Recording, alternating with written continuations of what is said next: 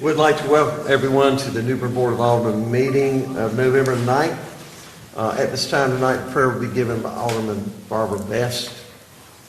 Thank you, Mayor. Citizens, will you please take a moment and join me in prayer? Heavenly Father, I come to you once again, asking you for mercy and thanking you for once again allowing me to be here present in this day. And Lord, as we move forward tonight with the conducting the business of this city, Lord, I ask that you touch the heart and the mind of each board member here, and let us conduct ourselves and make the best decisions for this city. Because the decisions that we make here, Lord, tonight and each night moving forward, that it will affect all of our citizens. Not just one group of people, but all of our citizens in this city. And Lord, before I move forward, I just want to ask you to touch my colleague, Alderman Harris. Her family is dealing with something that I don't wish on anyone. Her mother needs you, Lord. Her family needs you. So I say to Alderman Harris, God, you are the first and the last, and your will be done for all of us. So Lord, I just ask you to touch that family tonight. In Jesus' name I pray. Amen. Amen. Amen. Would you join me in the pledge of allegiance to the flag of our country? I pledge allegiance to the flag of the United States of America and to the republic for which it stands, one nation, under God, indivisible, with liberty and justice for all. Madam Clerk, would you call the roll? Alderman Bingle. Here. Alderwoman Harris. Alderman Astor. Here. Mayor Outlaw. Here. Alderman Kinsey. Here. Alderman Best. Present. Alderman Odom. Okay. Madam Clerk, do we have any petitions of citizens tonight? We do not. Okay. Let's go to the consent agenda. Mayor, if there's no changes to be done to the consent agenda, I'd like to make a motion to accept the consent agenda as is. Second. Motion and second. Is there a discussion? Seeing none, all in favor of the motion say aye. Aye. All opposed, same. Let's go to item number 7. Good evening, Mayor, Alderman. Our first item is a presentation by Religious Community Services. The Executive Director, Zeb Ho, is here to make a presentation.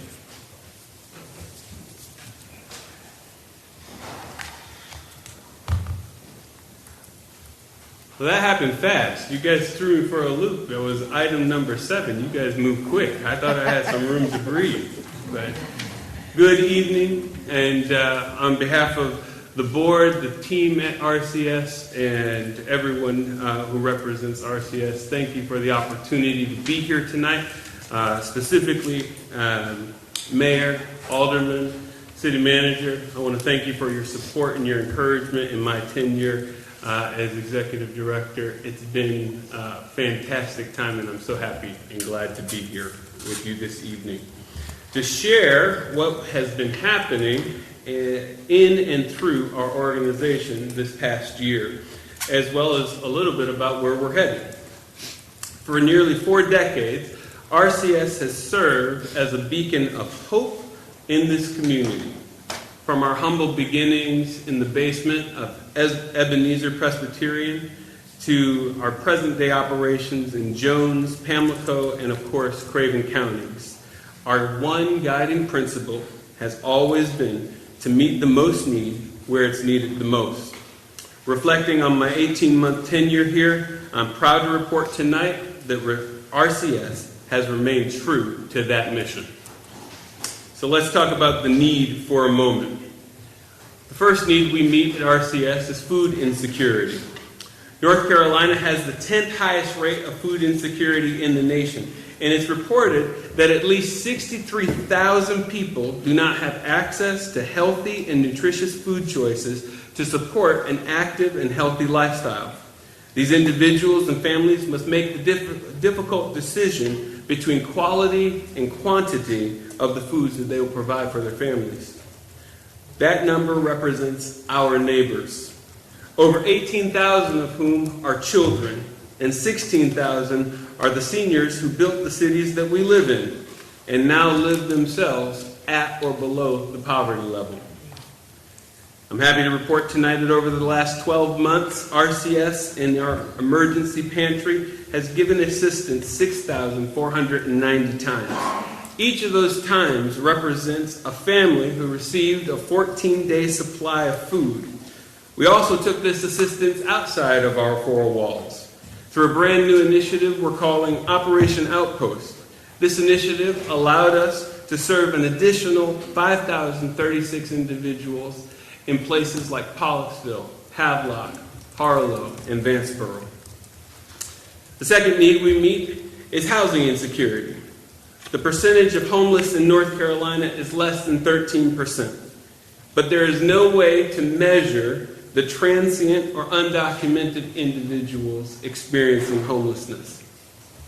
What the data does tell us is that on any given night, there are nearly 100 residents, that's individuals who work and live in our community, without a place to stay. As the only homelessness prevention service in New Bern, RCS has expanded its program offerings to the community and our neighbors. We've done this through our emergency temporary assistance, with the hope of helping individuals avoid homelessness altogether. We've done this through our emergency crisis shelter, offering a safe and secure bed for a night to regain momentum in the journey out of homelessness. And then last October, we were proud to open our veterans residence and our family residence. These represent the newest additions to the services that RCS offers the community. These transitional residences offer families and veterans a longer-term stay so that they are able to relaunch into self-sufficiency.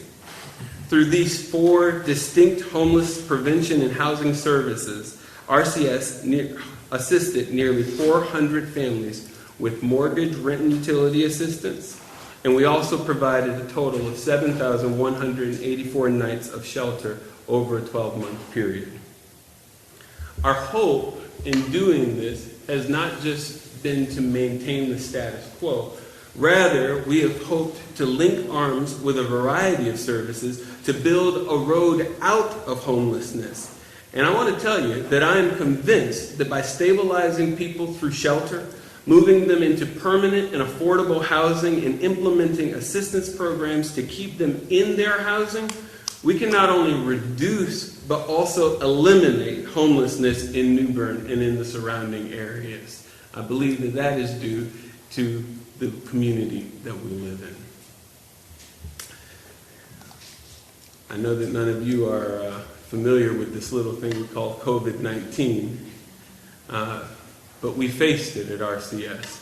I'm proud to report tonight that during the entire time the pandemic has gone on, RCS has never closed its doors.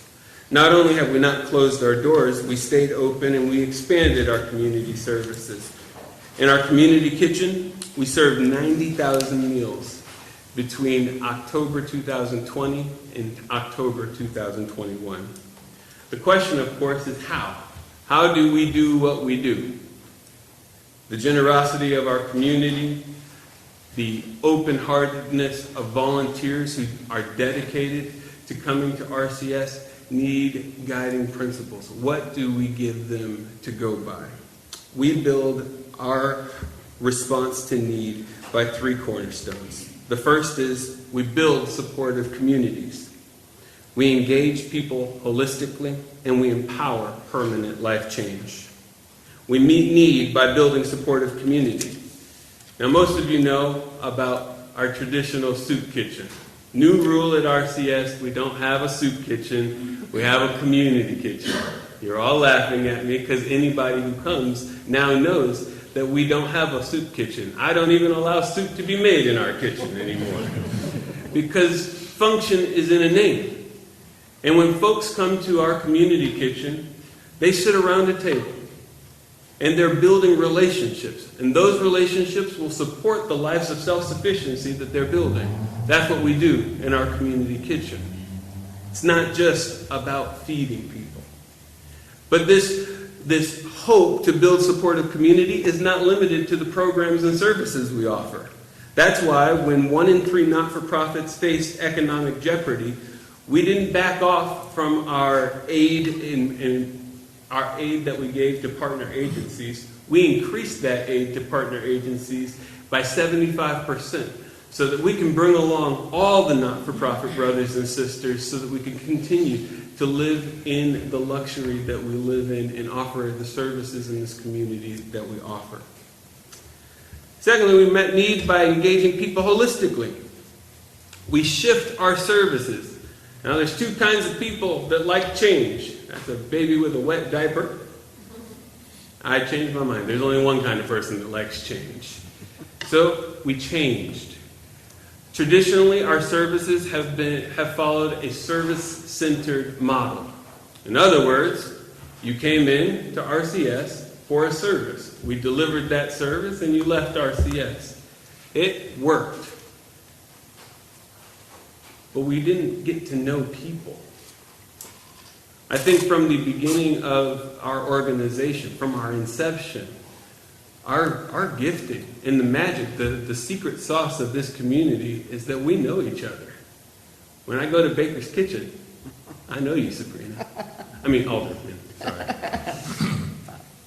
And so I felt that it was time for a shift, and the board supported a shift to case management, client-centered services. So today when you come to RCS, you meet a case manager who gets to know you and walk you through the changes that you're going through so that we can meet you where you are with the services you actually need, not just the services you think you need.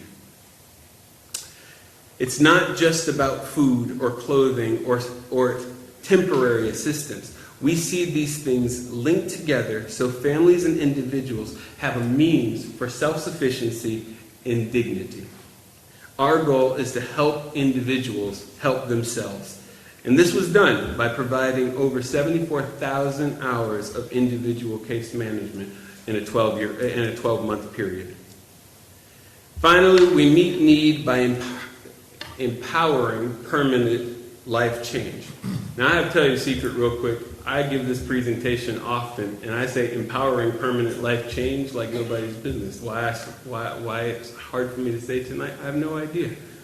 Probably because I'm going to tell you a story about myself, so now I'm nervous. It's getting to that part in the presentation. But William Booth, the founder of the Salvation Army, had 7 intelligent rules for social services to others. He writes that the first essential in any program is that it must change the person. A service that does not change the person is not a service worth rendering. We know that poverty exists as a symptom of underlying cycles. These cycles can range from economic cycles to trauma cycles. And the true work of a social program is to interrupt these cycles and offer an alternative that is attractive. This can only be done in the context of relationships and a lot of grace. That's why case management and community building are so essential to what RCS does. The outcome of this social strategy is true transformation. As I said, there are many stories I could tell tonight, but I thought maybe it would be good as the first time I'm standing before you to tell a story about myself. You see, I stand before you tonight as a product of transformative programs like the ones offered at RCS. At the age of 7, I went to a Salvation Army basketball program that saved me from unspeakable things happening at home. At age 9, I remember the local fire company bringing my family Christmas food and toys because we couldn't afford any for ourselves. And at age 16, I stood in a courtroom that actually looks a lot like this and learned about the justice system and experienced homelessness personally. In each of these experiences, I was someone who was a nobody, an invisible person that someone took notice of and made time to build a relationship with me. I didn't fall through the cracks because people took time to offer me an attractive alternative to the life society would have left me to. So tonight I stand before you a changed person because of programs and people who invested in me. I'm happy to represent an organization that does the same thing, and I am hopeful that we can produce greater outcomes in this community. RCS's board, staff, and I have worked tirelessly over the last 18 months to build on an organization that will last. An RCS that we will be able to hand down to our children's children. In order to do that, we need you. We know that the secret to sustainability is partnerships. And what I know is that our organizational and local private support is among the best and most generous that I have seen in my near 20-year career. I'm hopeful that the board I stand before tonight is willing to work with RCS to build upon a continued partnership, a partnership that will support these efforts for sustainability for the organization to help us keep meeting need where it's needed the most. Thank you so much. They told me I had 7 to 10 minutes, so I figured I'd take 15, and then there wouldn't be any questions. In all seriousness, if y'all have any questions, I have a question. Yes. In the mornings, once the individuals are being released to do whatever they're going to do that day, what type of plan do you have in place for the people? As I mentioned, all of our services are wrapped in case management. Now, case management is the opportunity to work with someone to get services that are necessary. So whether we're talking public assistances, or we're talking mental health services, or medical services, or even educational services, those are all services and referrals that we're able to offer through case management. So all of our guests who stay with us on a nightly basis or even a transitional basis are able to utilize case management services during the day so that they have a plan and a person who's working through their care plan with them. Could you break it down and give us some of your success? Which one? I guess the most impactful one, the one I love to brag on the most, is last October we opened our veterans residence. Now the deal is you have to be willing to stay in our veterans residence as a veteran for 90 days, at least 90 days. So everyone agrees to do that before they come in, and certainly that was the case for our first resident there. He happened to be a veteran who was homeless for over 30 years. And upon coming into RCS services, we found out that the reason he was homeless, I'll spare the details, but the reason he was homeless is because he didn't have access to his services, because he didn't have access to his service record. Through case management, we were able very quickly, actually, to work with our military partners to get him his DD-214. We actually found out when we got his service record that he was deemed disabled upon discharge, and he was able to recoup all of those disability monies from the last 30 years. So suffice it to say, he didn't stay at RCS for 90 days. Very good. Awesome. Zeb, I always enjoy hearing you talk, and you're doing a wonderful job. I can't thank you enough. As far as the food insecurities, can we do more as far as usefulness of your kitchen? I know we now call it a community kitchen, but it's really just serving lunch. Is there other ways that we can partner with the community to come in there and do cooking classes or teach parents how to better feed their children or different things like that that would really utilize this fabulous new kitchen that you have in there and try to close the gap on the food insecurity? Absolutely. As I said, our driving principle, the one principle that we live by, is to meet need where it's needed the most. And if what is needed is RCS to fill a gap, to teach classes, to get into education, we're happy to work with our educational partners. We're happy to work with our business partners and community partners to expand services in order to meet need. And so I would say yes. I have to speak at the bequest of the board, but I wouldn't get any hesitation on expanding services to offer gap services as well. And I do want to thank you because you talked a little bit. It is the power of the network and the relationships that you build. Because I had a relationship with someone who had a relationship with someone in a church.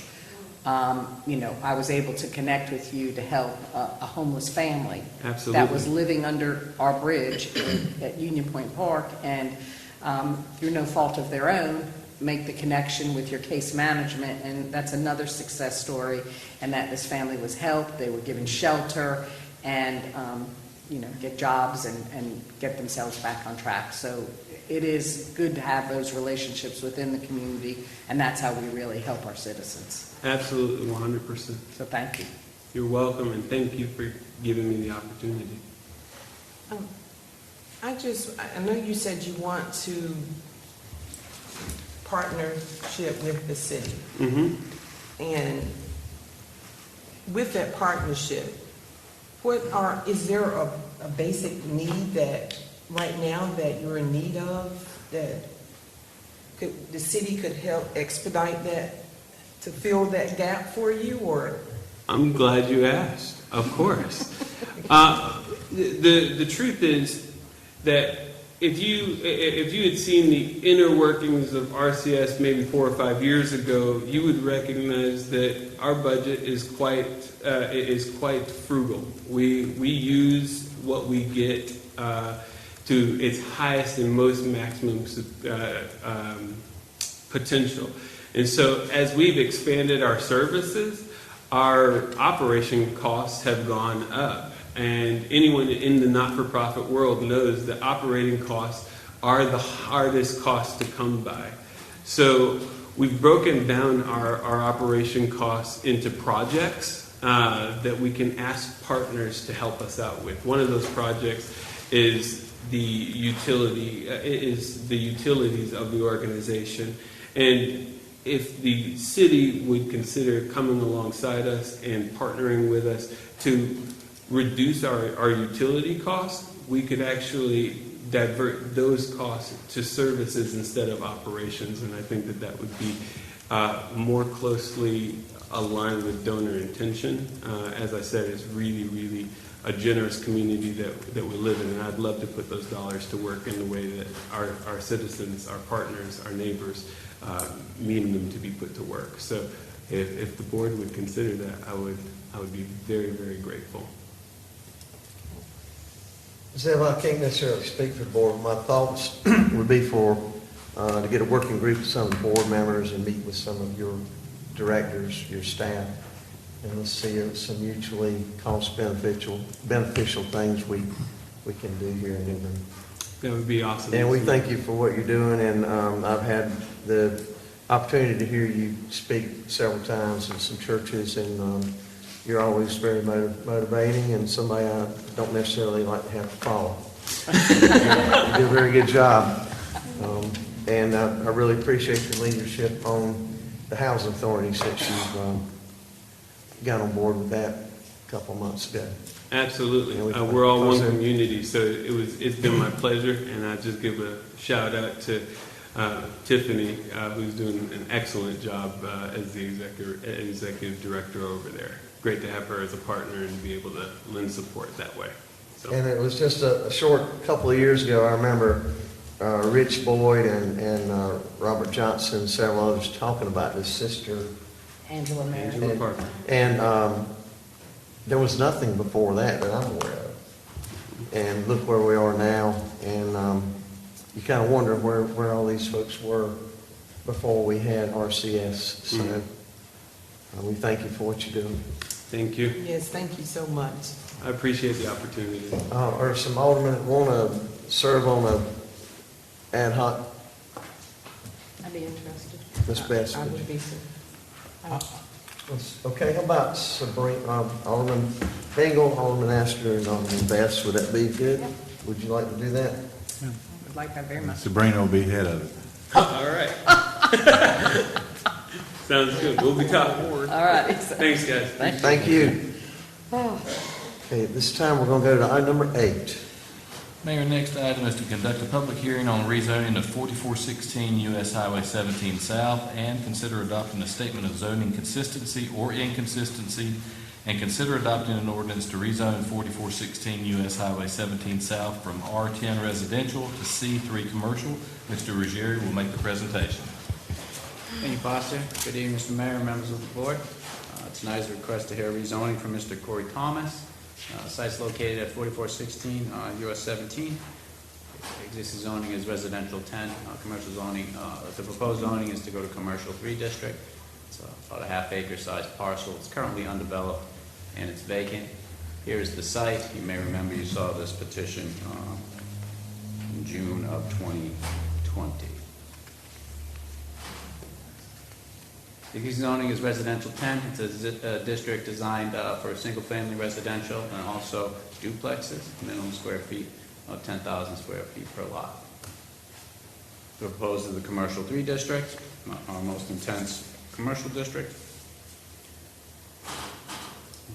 established for pretty much anything that you want to do in the city for the most part. It's our most flexible zoning district, everything from single-family residential all the way to hospitals. Surrounding zoning, so residential R20, 10, and commercial C3. Let's see here. As you can see, we have commercial on each side of it, residential across the street, some agricultural even off to the northwest. The site is served by city water. Sewer is not available to the site, nor is city electric. The KMA land use plan classifies this as developed. It's a mix of land uses are included in this designation, everything from low-density residential to high-density residential to intense commercial development. According to the land use plan, the subject property has a high suitability for development. It's also not located in a 100 or 500-year floodplain. Here's a map of some relatively recent rezoning requests that were approved. You'll see the one directly adjacent to the property was approved in 2017. A request from R10 to C3. Other requests to commercial 3 along the corridor also. All were approved.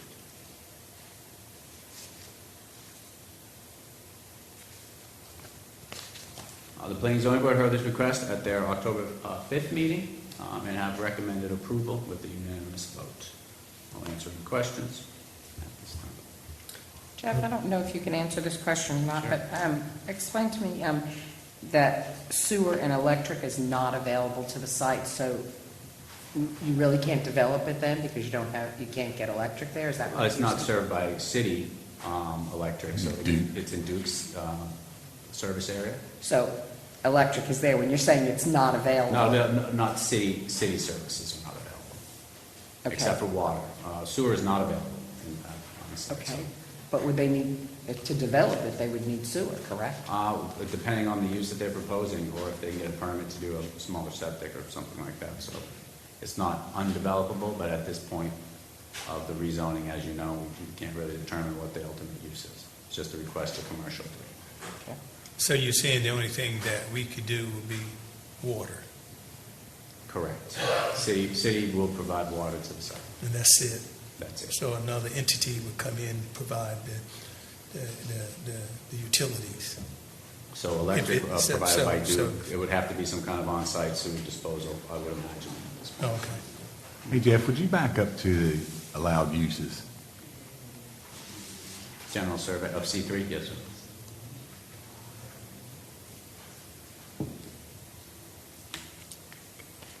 Jeff, could you back up and to show the actual site again, please, the pink and yellow?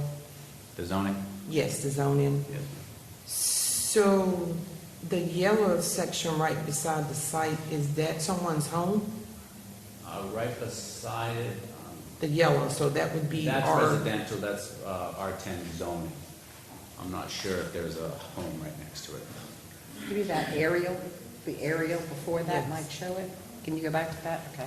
I think somebody Looks like back there there can might- answer that question. Yeah. Is there, There is. We're gonna do the public hearing in a few minutes. okay. Let you come up. Right. Any other questions from the board at this time?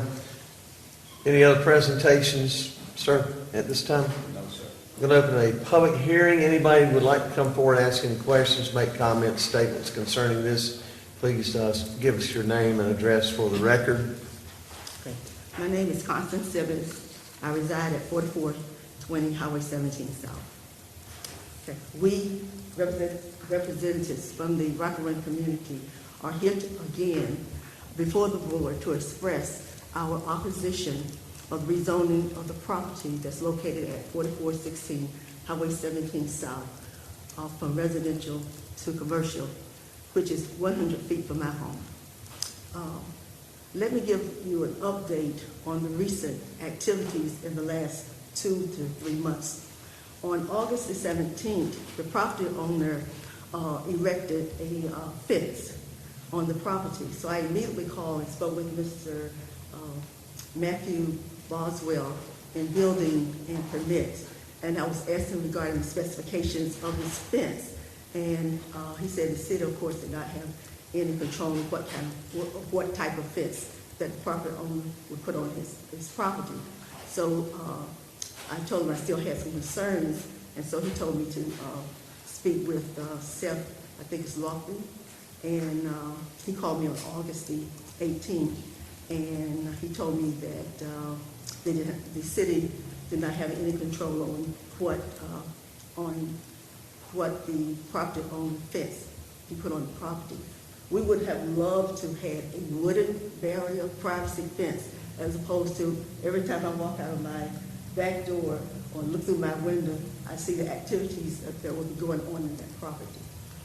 Also, on August the 26th, the property owner erected a large wooden sign indicating Thomas Brothers Roofing. And also, they began construction. And this was on August the 26th. So I immediately called the city. I immediately called the city office to find out, number one, had the zoning been changed? Because he had started doing construction, whether the zoning had been changed, and I was told it had not. And also to let them know some of the activities that was going on. Also, I sent emails out, and I had taken a picture of this of the wooden sign that says Thomas Brothers Roofing. My cousin, Sandra West Gray, she resides 4418, which is next door to the property in question regarding this matter. On August the 27th, Mr. Baldwell sent me an email indicating that Mr. Thomas would cease from construction because he already started construction on the property, and that he would be asked to remove the sign that says Thomas Brothers Roofing. Also, on October the 27th, the public hearing sign. In the past, the signs have always been on the highway, so you could be, so the public could have a clear view of the hearing. This time, the sign was posted in front on the fence, as opposed out where we could clearly see it. It was apparent to me that maybe this was an attempt for members of the Rockland community not to learn about the hearing. But in any event, I just wanted to say that I have firsthand knowledge how business can come, as I said before last year, I have firsthand knowledge how a business can come in a neighborhood. I have a business that separates my home from my neighbor. That was several years ago, but I just want to know we have firsthand information on that. But we oppose the rezoning of property 4416 Highway 17 South from residential to commercial. Number one, we don't want another business so close proximity to residents. We are concerned with the noise factor because we live in a quiet neighborhood. If the property is rezoned to commercial, in the community. We have no idea what the business will be on the property. Also, the property in question, like I said, that is within 100 feet from my home and my cousin. And of course, family members are concerned because of the business could bring in strangers to our neighborhood and disrupt the quiet and secure community. Also, we probably see an increase in traffic flow with another business coming in. Finally, I would like to reiterate that we, representatives of the Rockaway community, oppose the rezoning of the property at 4416 from residential to commercial. And we would like this board to know that our community does matter. Thank you. Yes, ma'am.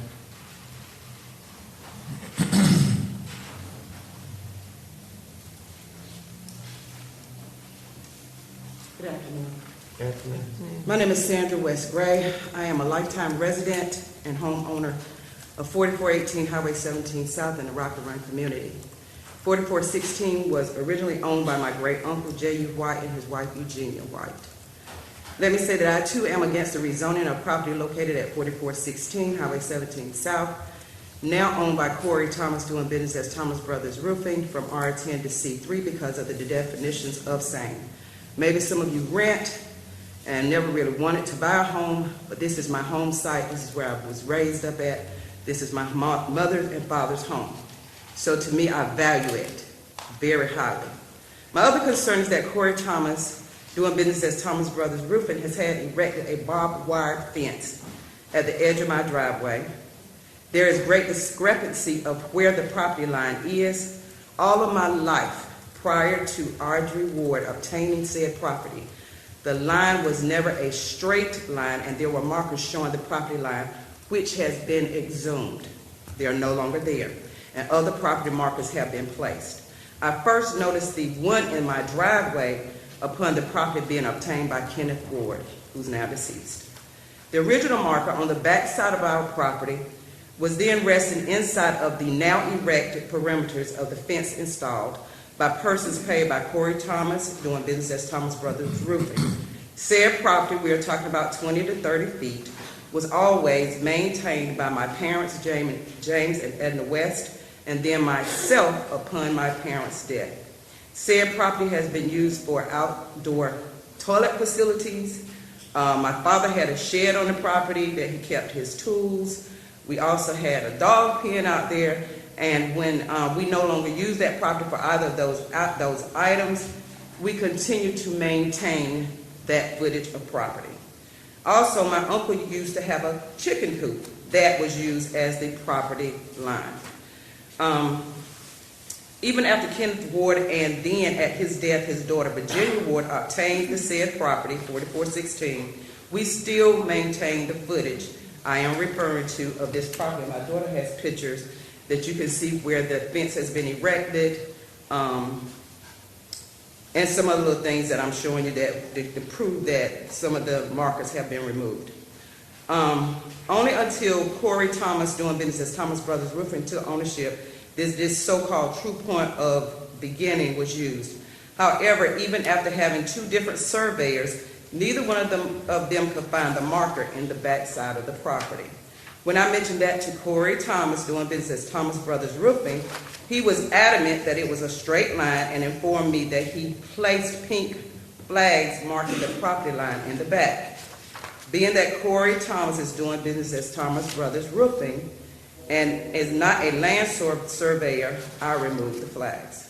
He later put in a screw-type iron pipe as a marker that I too removed because, again, Corey Thomas is doing business as Thomas Brothers Roofing and is not a land surveyor. When I mentioned this to him, he informed me that he used a metal detector to find the marker in the back area of this property. Now that is so strange to me because we've never had to use one before, because you can identify where the marker was because part of it was up from the ground. Also, I discovered that a marker that was in the front part of the yard had been exhumed. I really don't understand how a surveyor can just move and adjust it at will. Because Corey Thomas, doing business as Thomas Brothers Roofing, was so adamant about the land he purchased being a perfect square, and because I wanted to just see how neighborly he was going to be, I expressed to him that I did not want him right on top of me, and he assured me that he would not. Being still concerned that he might not be telling the truth, I asked about purchasing possibly 20 feet. He stated, "Oh, no problem. How much are you willing to pay?" My response was, "Let me know what you felt was fair." He then said that would be good. That would offset some of the money's expenses that he had already incurred when he put in loads and loads and loads of dirt and rocks. He later came back and texted me with a ridiculous figure for 10 feet instead of 20. I told him how I felt about it, and his response was he didn't want to sell it anyway, and once the fence is up, the deal is off. Me still not believing that he will put a fence, not a privacy fence, but a business-type barbed wire fence right beside the driveway, came to naught because that is exactly what he did. Even the men that erected the fence knew that it was ridiculous. They only stated that they were doing what they were instructed and were being paid to do. Corey Thomas, doing business as Thomas Brothers Roofing, and I later had another discussion about a week or so ago. He asked me what I think about the fence, and I told him how I felt. To my amazement, he was doing things, as my cousin already stated, he was already acting like he had to go for rezoning the property, as he did erect that barbed wire fence. He did erect his business sign, and he said that he's going to put an office there, but really I don't think he really knows exactly what he's going to do, because I've asked him before. He said he was indecisive. We as residents of Rocky Run community has never had any representation, be it from the city or from the county, for the best interest of the residents of Craven County. When the wards obtained that property years ago, and it grew up so bad that we had infestation of snakes, I called the city, they referred me to the county. I called the county, they referred me back to the city. Again, I had no results. Now, the person who is supposed to be our representative has no clue about the community. We realize that we are living on what some consider prime property, and that it is looked upon as being good for business, instead of the residential community in which I have grown up and lived in. As I have more years, because I am 62, behind me than I do in front of me, I would just like to live peaceably and comfortably. Thank you. Thank you. Good evening. Good evening. Sometimes I know it's easier when you can actually have a visual. This will, I think, help tie some of the things together that has been stated between my cousin as well as my mother. I'm not sure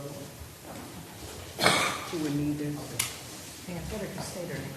Get her to state her name and address. I can hear you. Get her to state her name and address. I'm sorry, my name is Jakira Holmes, and I live at 201 Rocky Run Road, which is right behind my mother at 4418 Highway 17 South. Again, just to kind of tie some things up, they have said everything very well, but as you take a look at these pictures, I would want you to think and ask yourselves, would you want to live and would you feel comfortable in a home that has a fence up that would remind you of a storage or remind you of a prison type fence? It is a business fence, and I was told before it's no such thing. That's not a fence that you would have in a residential area. I've never seen it in my 44 years, and I don't think I will. But I do want you guys to be able to take a look at what we're dealing with, and to see exactly how close that fence is to my mom's home and to the driveway. These are things that may not be a big deal to you guys, but my mom has been there, like she stated, all of her life. When my uncle passed away, no one took care of that property. And when we asked, we got tossed from one end to the other. I finally cleared up part of the property that we did use, and we made sure we kept it maintained for years, over 20 years. And then to just come right in, throw the fence up, and basically tell us you're lucky that we're allowing you to use the driveway because you could come in a different way. Not so neighborly. We just don't want any more businesses.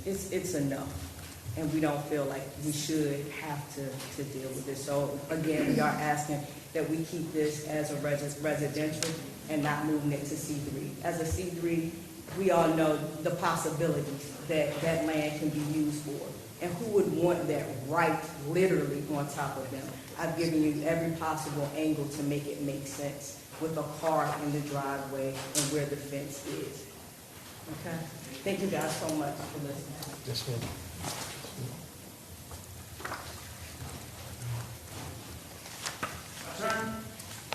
Hello, everybody. I have a survey here, y'all would like to look at, with where, You give us your name, sir, He needs to- name and I'm address. sorry.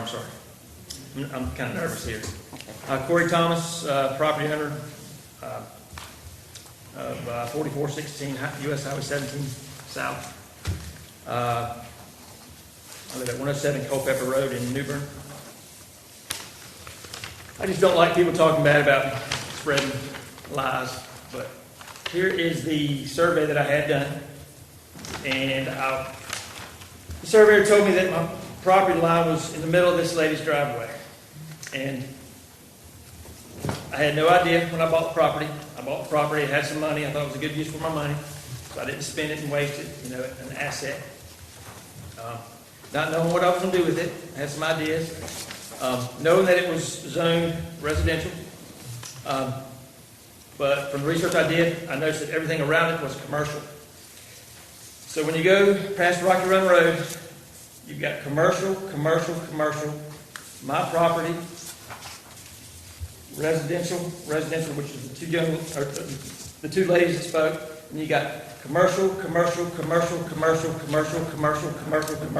more commercials. It's not a lot. So here's a survey if y'all want to take a look at it. Professionally done. And I did erect a fence, and I did not put it in her driveway.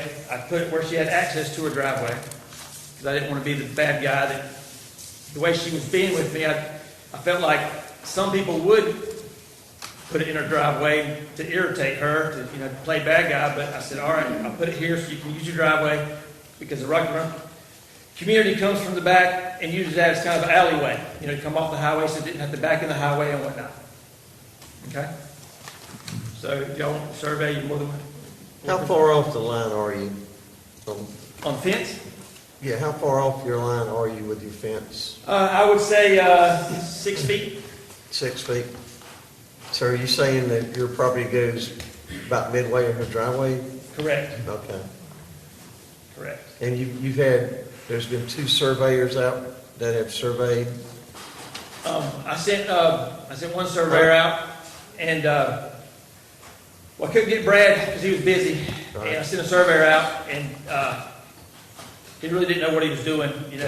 He said you need to get somebody more educated, because there is a degree of surveyors in this, as far as what. So he had to go further back to find out where the actual marks were.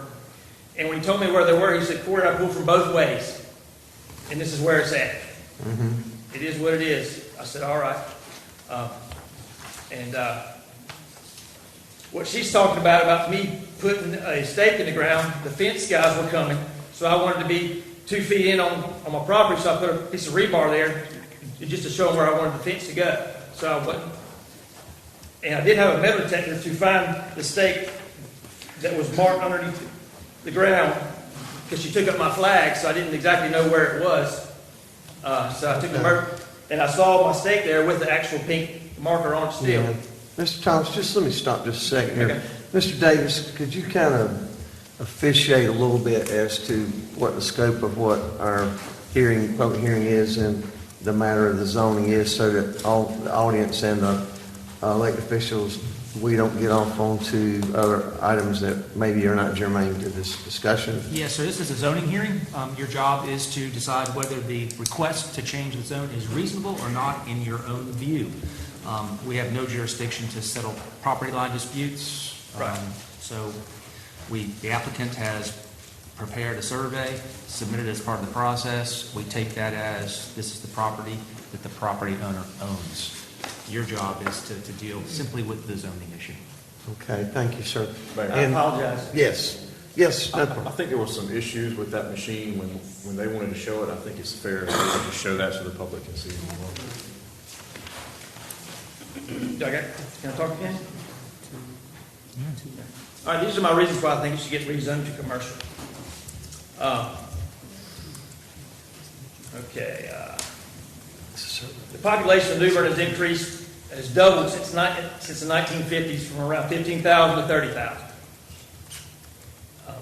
Okay, I looked up when those houses in that area were built, surrounding me: 4418, 1955, 4420, 1940, 4411, 1950, 4413, 1945, 4415, 1936, 4417, 1968, 4419, 1940. The most recent one was 4421, 1980. So 40 years old was the most recent one.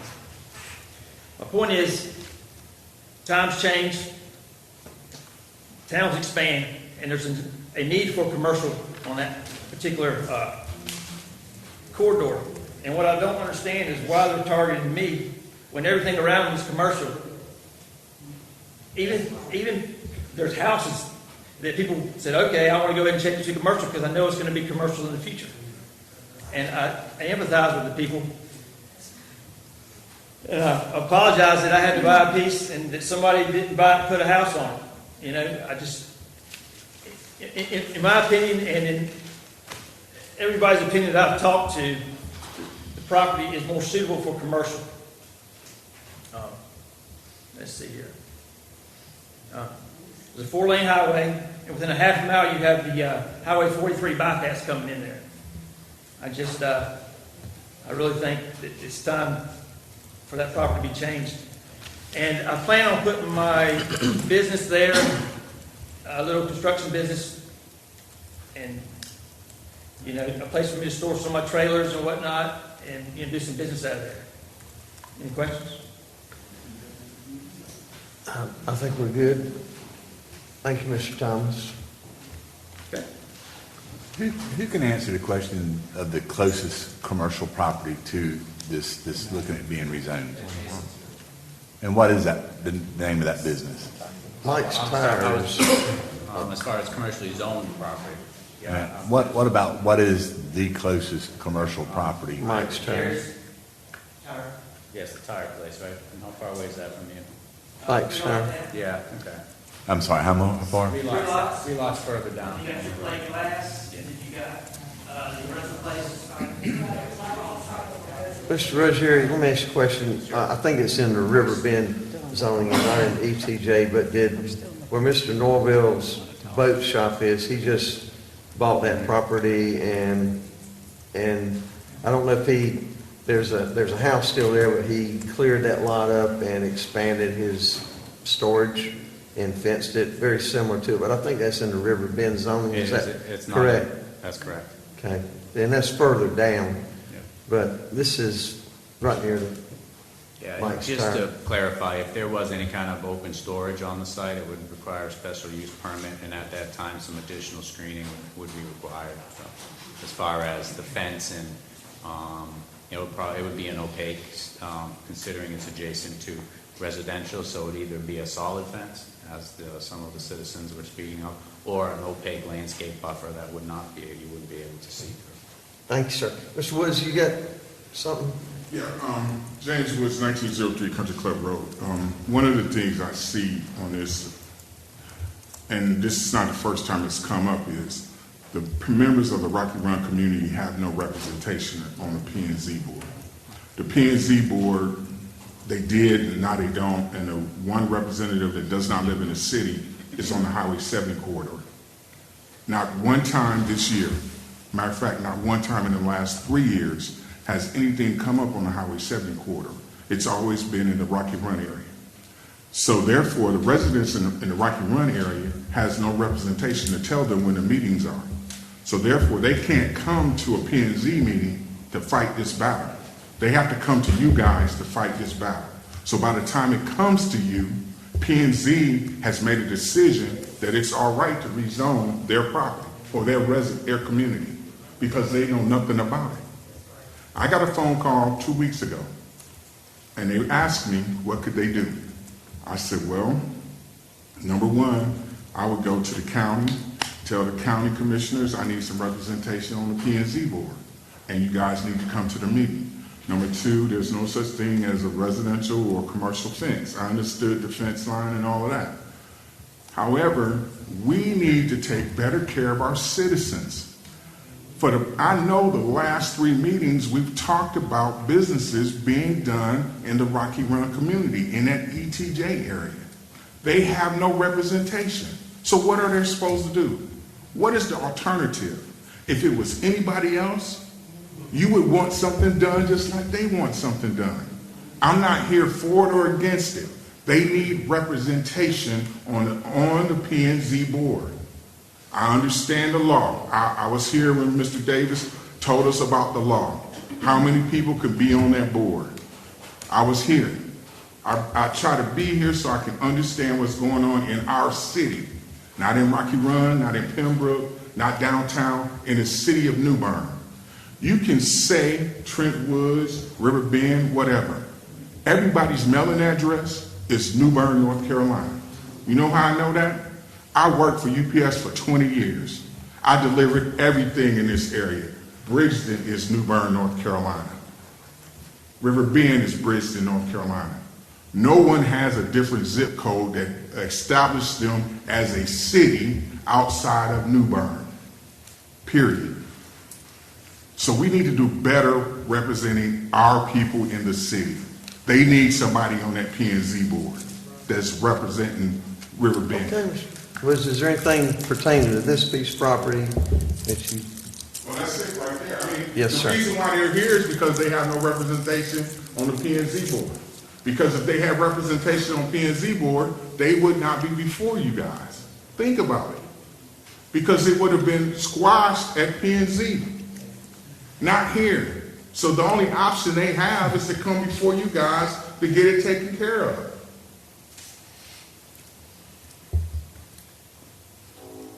Anybody else would like to come up and make comments, statements, concerns?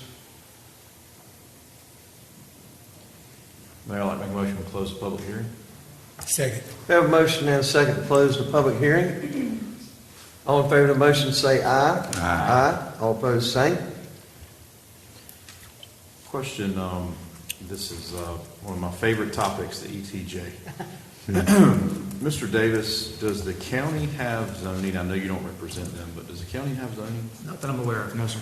So if the city were to theoretically say, we no longer want to have ETJ in this 17 corridor, then there would be no longer be zoning, and every property owner would be free to do whatever they wanted to do with their property. That's correct. Okay, thank you. Well, to follow up on Alderman Odom's questioning, what would be the procedure if the board decided not to have ETJ in this area? The legal procedure. I'd have to look into that, Mayor. I'm not prepared to get into that tonight, unfortunately. Thank you, sir. Okay.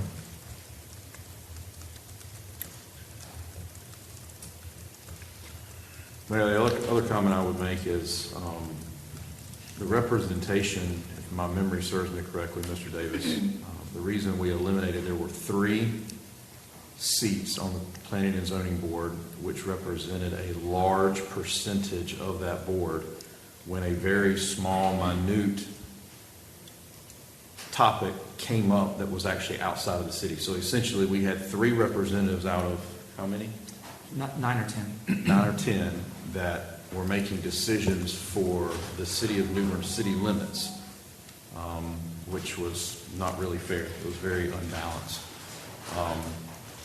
I understand the representation question, and I will say that Chairman Jason Jones contacted me today and said he had received some phone calls from the community, and he was calling to let me know that he had received those calls and voiced their opposition of the rezoning. So he did reach out to express that information to me. I understand the frustration of the homeowner, but when you look at this, and Jeff, please correct me, because there was some discussion in the audience that it's not commercial on each side, but according to the map and the information we have, as far as I can see, the parcels, there's at least 4 that's commercial. Yeah, we're calling on to pull that map up just for. But everything across the street from it is residential, correct? I think if you look at it, everything across the street is residential. So it's really, and then the back side of it is all residential. That's my concern. But typically in development, Jeff, is when you have a highway come through, usually you have commercial on your highway corridor with different things behind that. Correct. Okay, thank you. Alderman Best. Yes, Miss Simmons and Miss Gray, do you pay taxes, city and county taxes? No, county. Craven County? Okay. So, you know, as a resident, as a property owner, and you pay county taxes, you would think that Craven County would be able to come to your aid in some way. And I agree with Mr. Woods that there needs to be somebody to represent your community on the planning and zoning board. So I would suggest that the citizens, for future reference, that you would contact the county commissioners and have a meeting with them and see what y'all can come up with for representation. Ms. Simmons and Ms. Gray, are y'all on the area right there where this particular site is that 2 individual lots where you live, Ms. Simmons and Ms. Gray? Yes. Okay, so y'all live side by side? Yes. Okay. And on the other side is my island. Okay. There's 2 more residents on the other side of my island. Where's your zone C3? C3. No, On the map, it says it's zone C3. they're residential. Mr. Ruggieri, is that correct? Because my map here is looking like it's commercial. Commercial. It is commercial. And But you could have the zoning, residents yeah, and you commercial. can- You can have the zoning. Yes. Yes, sir. Thank you. So the zoning was put in place over that, so existing uses really are what they are until someone asks to change that. And residential is allowed in commercial zoning also. You know, I have to say this much. I would really feel a lot comfortable if a fence had been erected there and it was a privacy fence. Spent $15,000 on that. That's all, sir. Jeff, I just want to follow up on another question. You mentioned something about a special use permit. So his fence right now would not be, it would be in violation, correct? Yeah, Because again, it's if- next to a if residence? we're talking about open storage of materials, which is what I heard the Right, applicant say. trucks and things like Yeah. that, So as we know, equipment. the range of uses are allowed, but if we're talking about open storage of building materials, then that would trigger a special use permit process. And any kind of development, when you're talking commercial zoning adjacent to residential, requires an opaque screen, landscape buffer. You have 2 options in the code to comply with that requirement. Either a solid fence or an opaque landscaping buffer that you can't see once it's matured at a certain time. So is that fence illegal now? No, sir. Okay. Well, until he puts equipment or Yeah, materials on and the we site. And we had conversations with Mr. Thomas while he was building the shed. And he understands what was going on. And the shed, for our code purposes, is an accessory use. You can't have an accessory use on a piece of property unless you have a primary use. And he had no primary use. His intention was to use it as storage. He understands that. So he stopped with that process. Jeff, what, the actual highway, how does that get determined what the zoning is of the highway itself? Oh, that is, probably just a line on, it has no zoning. We cross the streets. Yeah, we just cross streets. Yes. So theoretically, Highway 17 MLK is a commercial corridor. We have a commercial corridor overlay. We definitely do, yes. So really, that should be pink and commercial, the actual highway. Oh, not here. Yeah, It doesn't extend two all the separate way. It is a commercial corridor for traffic purposes, for zoning purposes. That yellow segment has just not been made Our commercial. commercial Whenever we zone one corridor. side, when we have two zones on opposite sides of the street, we always go ahead and cross. You can't cross if there's nothing to connect to. So when Mike's Tire was rezoned, why didn't it cross the highway? Because there was no piece to connect it to. That's right. He didn't own the property.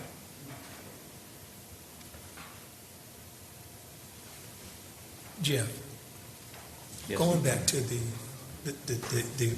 property owners, on their deed, wouldn't it tell them the size of the property? Yes. Oh, on the survey, yes, sir. So with that fence being there, they should know where the property line begins and ends. Yes, I mean, hopefully, yes. Sometimes it doesn't happen, but in this case, it appears it did. The applicant surveyed the property, established his stakes 2 foot in from those property lines, and then erected the fence, from what I heard. Mr. Rogeri, when you're doing and permitting, or you are reviewing landscaping, opaque landscaping, et cetera, generally speaking, do the property owners put the foliage 6 inches off the line, 1 foot off the line, on the line? What do they normally? Well, the buffer's established within 10 feet of the property line, so it can exist in that buffer. It can what? It can be in the buffer between 10 feet from the property line back. So again, my question was, generally speaking, when a person improves the property, do they normally put the foliage right down the line, or do they, generally speaking, a Set it foot back. off? A foot off, yeah. They generally set it back for maintenance and So in this case, I think Mr. Thomas put his fence 6 feet to the right of the property line, which is in the middle of the driveway. Is that correct? I'm not. Is that correct, Mr. Thomas? You had a survey? Front right corner, I moved it over to get access to the driveway. So- Back corner, I left where it was at, so it's taper. And if you were to improve it and need a special use permit, you legally, unless somebody contests the survey you have, you could put that opaque landscape buffer, you could put it right there legally in the middle of that driveway. Is that correct? Correct. But are you planning on doing that? Or would you work with the property owners? And if you put a fence 6 feet off, I assume you're trying to work with the property I'm willing owners. to give them that property. Sir? I'm willing to give them that property if they pay to get it, the lawyer and all that, to get it switched Right. over to them. Well, again, this is a very difficult situation. The history of that property out there is that when the ETJ was first established, some of the owners expressed the want for a C3 commercial type zoning. Some wanted single family, some didn't want anything. And so the city of New Bern did what they did with this mapping, and now we get to do these public hearings. And the thing is that historically, the properties that have sold out there from a real estate perspective, the maximally productive, legally permissible, financially feasible, maximally productive use has shown historic numbers that the property values, the sales prices far exceed residential, what you would pay for a residential lot. Now, that is limited by the fact that the people that have built out there, as in case Mr. Norville the other day that bought an adjacent piece of property, well, he has a different deal, however he'll work that with Ben, but that area out there is limited by the marginal soil conditions and the limitations of a private commercial sewer improvement to go on there to do something like a Mike's Tire. So again, we're dealing with a very unique situation all up and down that corridor there, and we're trying to be, I think, reasonable, as I think the zoning board was. The question is that under the C3 zoning, which I'll give you an example of, people don't realize this, but I run into this all the time because I have mortgage companies that call me, and Trent Village on Trent Road is C3 zoning. And you know, that really concerns mortgage companies because they think that those folks are in a commercial district. No, they're not. They're in a totally homogeneous residential development with C3 zoning. So C3 zoning, equitably for all concerned, gives private property rights, which we all have as individual owners. It gives all of us the right with C3 zoning to maximize whatever utility use of that property one would want to do. So again, if residents along there, all property owners, are concerned with the fact that they want that area to stay residential, even with C3 zoning, you can stay single family and get a permit. Is that correct? Correct. So the question is that for the future growth, the city of New Bern can do one of two things. It can deny this tonight, it can approve it, this is a transition area. And the preponderance of transition has been commercial out there. That's an objective statement, that's not subjective on my part. Most of the improvements out there, the U-Haul, Royal, we did the same thing a couple years ago, for y'all that remember. Royal Coat on the opposite side of the road had a R10 or whatever it was, and they wanted a C3. And we argued and belabored this thing for a couple of hours, and then we did the C3, which is a reasonable zoning for everybody. Everybody should be able to live with that. I'm sorry that that's my opinion, that it may be is upsetting to some property owners, but that's a growth area. It's a highway. I certainly would hope that, because we as a board are not supposed to specifically talk about usages, we're supposed to talk about generalities of zoning. I just encourage all property owners to communicate and work with their neighbors. And I think if you've stayed 6 feet off of that, because I get the opinion, having physically gone by and looked at it, that you try to be a good neighbor by staying off of the middle of a person's driveway. Now again, I'm sorry if I'm offending anybody, but these are just cold facts concerning that property.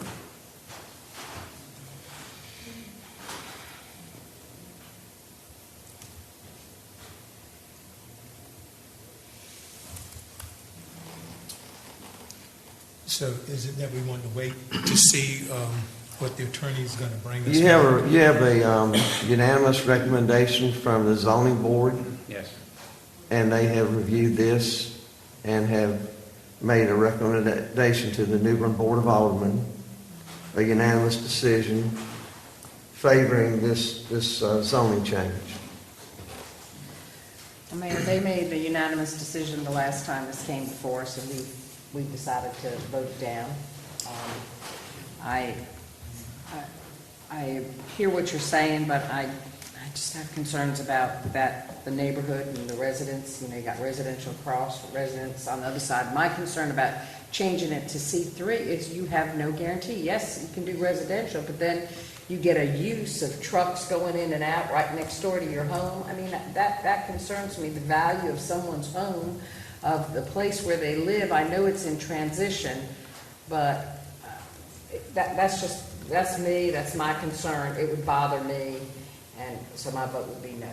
But, you know, I may be in the minority, but No, I would. you're not in the minority. I have to concur with you. Yes. I would feel the same way if I lived there and had that type of fence beside me and the vehicles and the traffic coming in beside me. I feel the same way. I would have to vote no as well.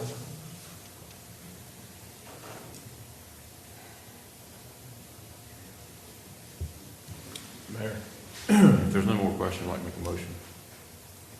I'd like to make a motion that we consider adopting a statement of zoning consistency for 4416 US Highway 17 South. Is that consistency? Yes.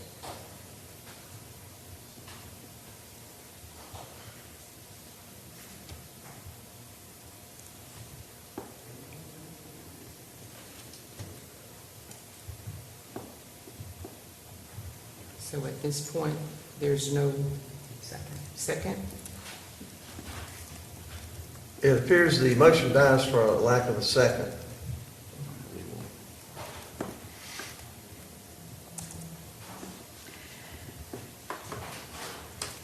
So Mayor, I'll make the motion to adopt a statement of zoning inconsistency. Second. Okay, we have a motion and a second. Is there further discussion for denial of the C3 zoning? Seeing none, let's have a roll call starting with Alderman Odom. Alderman Odom. No.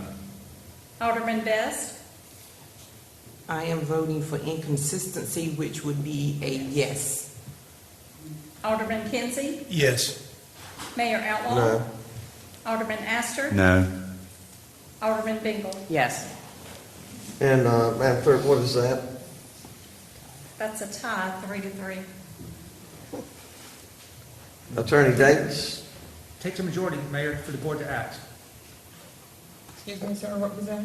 Takes a majority for the board to act. What was the vote again? 3-3. 3-3. Alderman Bingle, Alderman Kinsey, and Alderman Best were in favor. Alderman Astor, Mayor Outlaw, and Alderman Odom against. So can we table this? Is that what we would do, we table it? or Yes, does ma'am. that- Yes, ma'am, unless someone has a change of view on this. Mayor, I'd also like to, if the board is amenable, to have staff research what it would take to remove the Rocky Run ETJ from the city of New Bern responsibility. I would support that, Alderman Odom. And I'm in favor of this hearing something from the city attorney or the city manager on the pros and cons of ETJ. I think it's time, since there's no more forcible annexations, I think it's time that we get out of the ETJ business. I agree. I agree. Okay, you have direction on that? Yes, sir, thank you. Let's go to the next item, item number 9. Mayor, next item is to consider a resolution authorizing the addition of streetlights on Colony Drive. Staff has evaluated the request and determined the area does not meet the city's light standard and recommended the addition of 2 streetlights. The installation of the lights will cost $4,028.14, and the monthly utility charge for service will be $32.54. A memo from Mr. Bouchard is attached. If no one has anything, like so move. Second. Motion and second, is there discussion? Seeing none, let's have a roll call starting with Alderman Bingle. Alderman Bingle. Yes. Alderman Astor. Yes. Mayor Outlaw. Yes. Alderman Kinsey. Yes. Alderman Best. Yes. Alderman Odom. Yes. Motion carries. Next item. Next item is to consider a resolution approving the New Bern Area Metropolitan Planning Organization 5303 grant contract with the North Carolina Department of Transportation. On behalf of the MPO, the city has been identified as the direct recipient of Section 5303 for urban planning funds. These funds are managed by the DOT's Public Transportation Division. To receive the funds, the Board of Aldermen must adopt a resolution authorizing the city manager to sign a grant agreement with the NCDOT. Total allocation for FY 21-22 is $25,000. That reflects federal and state share of $22,500 and local share of $2,500. The local share will be provided by the other jurisdictions participating in the New Bern MPO. The New Bern's share would be $1,387. River Bend, $148.50. Trent Woods, $203.50. Bridgeton, $21. And Craven County, $740. A memo from Ms. Maxey is attached for reference.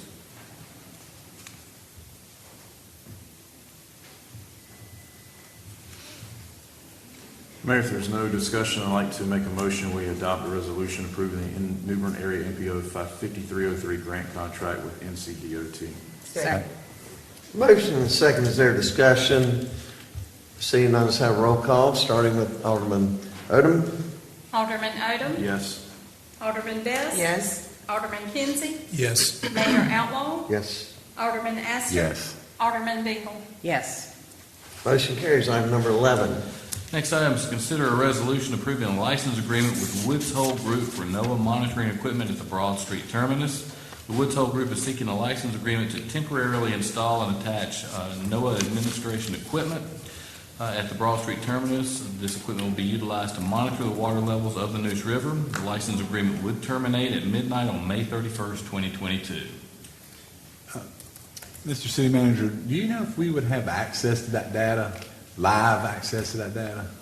We would have access to the data. We can check with them to see if we can get live. I mean, that could be beneficial to our communication department or fire department or somebody to continue, to have live access to that data. Yes. I've read through this information. Do you know anything about the size of the equipment? I saw on your aerial map where it's going to be, but how big is this? It's not very obtrusive. It's they did send a photo, I believe, in one of the emails we had correspondence with, and this has been going on for several months now. But the best what I can remember, really, the monitor is really no bigger than the globe lamp you see there, and it does extend. It'll extend on the outside of the handrail into the water. So it'll be like 5 feet off the base elevation there? Approximately. And if we were to improve that property in any way, do you feel like it could be put in such a way as to where it wouldn't in any way just be invasive or whatever? Well, this is a temporary marker, so it would be removed by spring of next year. Okay. So this is just a 1 year, It's not even 1 year. It's almost 7 months. okay, and so after the May 31st, it'll be taken up and there's no more responsibility of owning anybody for this piece of equipment? That's correct. Okay. Mayor, I'd like to make a motion that we adopt the resolution approving a license agreement with Woods Hole Group for the NOAA monitoring equipment at the Broad Street terminus. Second. Motion and second. Is there discussion? Seeing none, let's have a roll call, starting with Alderman Bingle. Alderman Bingle? Yes? Alderman Astor? Yes.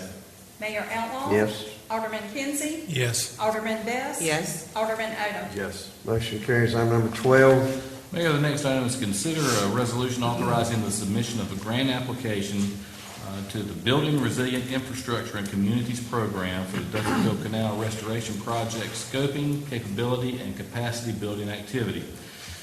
So this is a FEMA-funded program. If awarded, the grant funds would be used to perform project scoping activities relative to the development and analysis of the hydrologic and hydraulic model to collect topographic survey data and rainfall prediction information needed to develop a model of the canal and associated drainage information.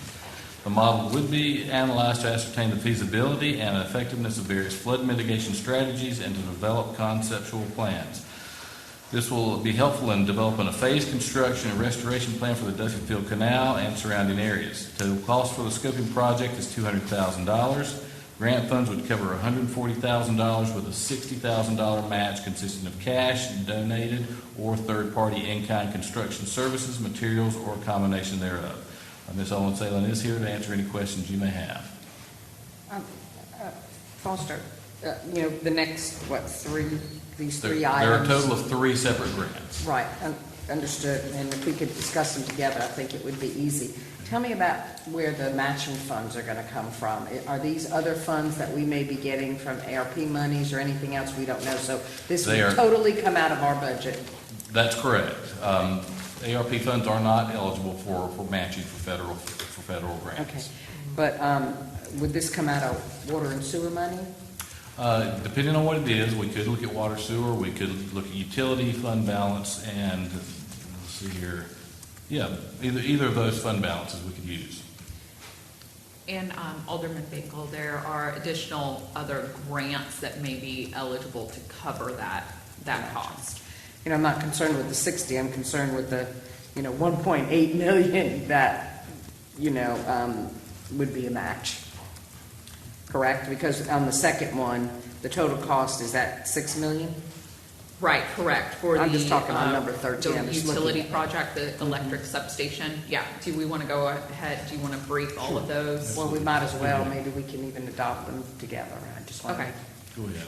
Okay, so the next project on your list is a infrastructure project, which would be to build an additional substation in the southeast section of the city. So this is a need to increase the resiliency and capacity of our electric utility.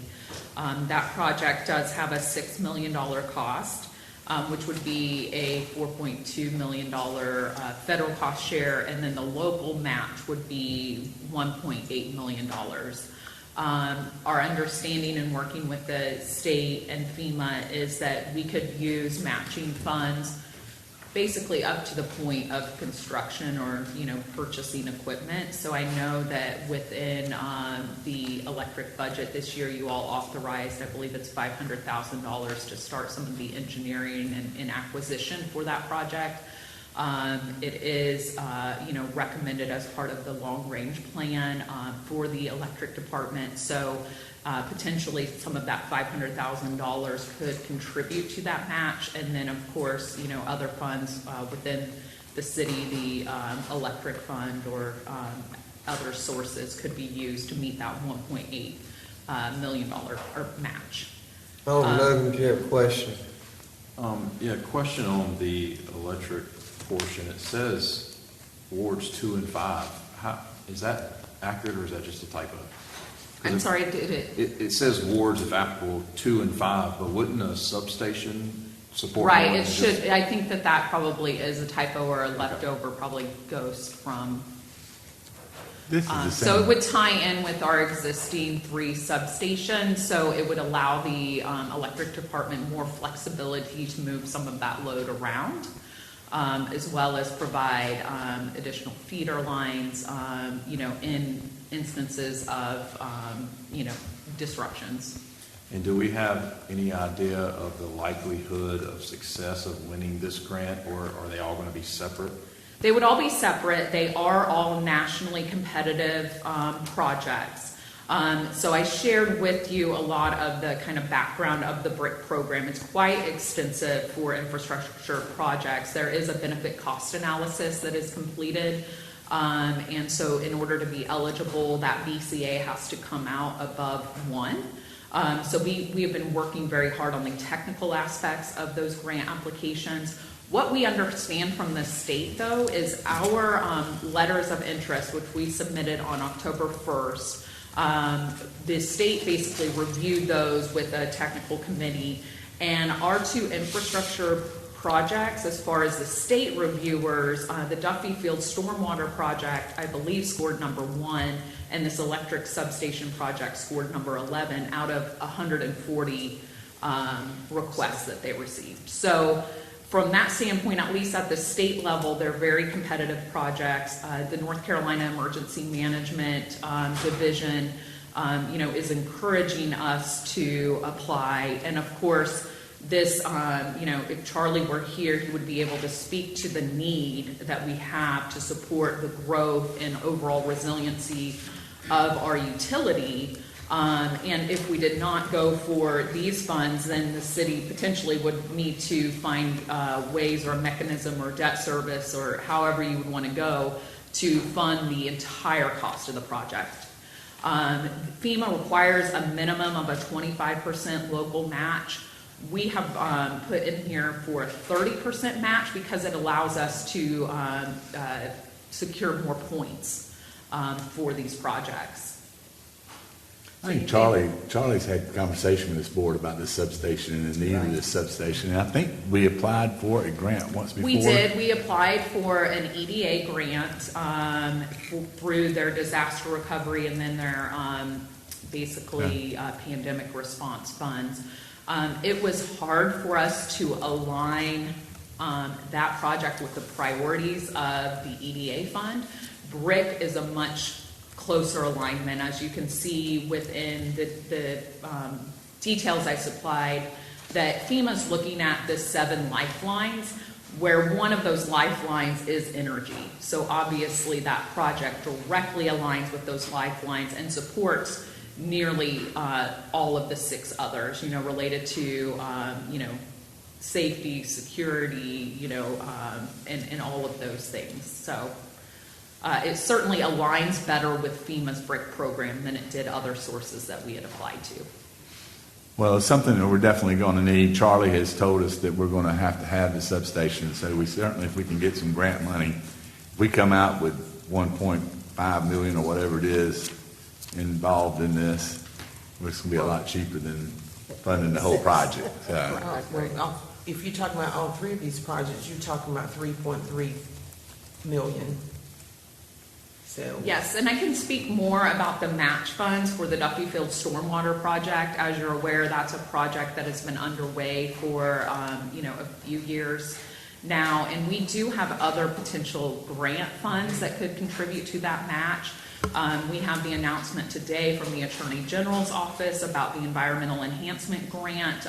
That's an additional $134,000 toward that match. We also had received notification from the Division of Water Infrastructure, the state revolving loan fund. We had applied for up to $885,000 worth of funds to go toward that project. So we can pull from that, and we actually found out from the state that we would be eligible to take out up to $5 million for that project. So we could increase that amount for that local match. Of course, that is a loan, very, very, very low interest loan, which is something that you could look out for that match, in addition to those EEG funds and leveraging some of the other sources that we've had success with. So with the federal and state grants, what is the expectation date? I know you have to submit the stuff in November this month? Yes, so like I said, the initial interest letters were due October 1st. We received notification from the state on the 18th of October that we were invited to complete a full sub-application. And those are due back to the state on November 24th of this month. So a very tight turnaround on these applications. We are working with our resilience consultant, Withers Ravenel, who is helping us develop these technical applications and narrative portions of the grants.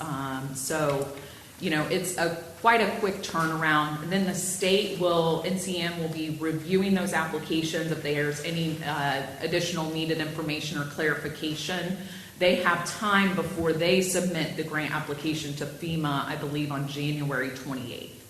Then it goes for federal review, the national committees that review these applications, and then award is expected in summer of 2022. Last year that was July, and we would anticipate a similar time frame this year. So it would correspond with our upcoming budget cycle as well. Amanda, what's the grant implementation period? It's 36 months, so 3 years. So it would not have the match, if we applied and we received the grant, would not have to be all applied at one budget year. We could spread that out over time. And we are developing a full work plan, which is basically kind of the schedule of events of when different milestones of these projects would be completed, and would be a little bit different for each of these projects. We'll be basically shovel ready for the Duffy Field Stormwater Enhancement project. We're working on some of the additional design and engineering phases, especially with the funds we received today. That'll allow us to get basically to the point, if awarded, we'd be ready to finalize those construction bids and advertise that pretty soon after award. And the electric project, there's some of that preliminary work that is already occurring now. Well, I know for a fact that the city is in dire need of all three of these projects. So, is there any other questions or any more discussions we need on this?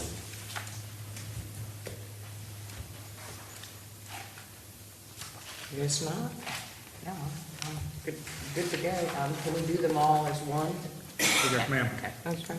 Well, there's no more other questions. I'd like to make a motion that we consider adopting a resolution authorizing the submission of a grant application to the Billingham Resiliency Infrastructure and Communities Program for the Duffy Field Canal Restoration Project. Consider adopting a resolution authorizing the submission of a grant application to the Building Resilient Infrastructure and Community Program for the Resilient Utilities Infrastructure. It's the electric substation. And consider adopting a resolution authorizing the submission of a grant application to the Building Resilient Infrastructure and Communities Program for the Duffy Community Stormwater Enhancement Mitigation Project. Second. Motion and second, is there discussion? Seeing none, let's have a roll call, starting with Alderman Odom. Alderman Odom, Yes. Alderman Best, Yes. Alderman Kinsey, Yes. Mayor Outlaw. Yes. Alderman Astor. Yes. Alderman Bingle. Yes. Motion carries. Item number 15. Next item is consider a resolution to approve amendment number 4 to the owner-engineer agreement with Rivers and Associates Incorporated for the Township 7 Sewer Improvements Phase 3 project. The Township 7 Sewer Improvements Phase 3 project will meet the needs of the city's sewer system south of the Trent River. The project will also relocate a sewer pump station that is currently on the bank of Lawson Creek. The engineering design has been completed and the permitting phase is concluding. The project is scheduled to be bid by the end of the year, with construction beginning in early 2022. As the project moves into the bidding and construction phases, additional professional services will be required for issuance of bidding addenda, construction contract administration, coordinating with permitting agencies, and preparation of final drawings for the project. Rivers and Associates has estimated the price of $123,000 for completion of the work that was not included in the original project scope. To have the engineering support necessary for the next phases of the project, staff recommends approving engineering amendment number 4 with Rivers and Associates for these additional costs and services. Mr. Hughes, could you just come up and kind of go through this? I've read through it.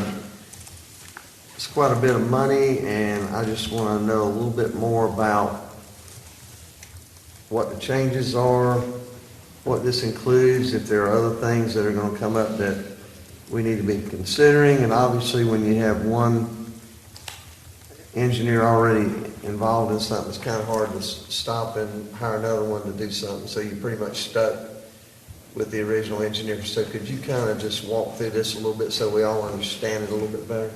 Yes, sir, Mayor. We initiated the contract with the current consultant engineer several years ago. The idea was to get the project shovel-ready for design.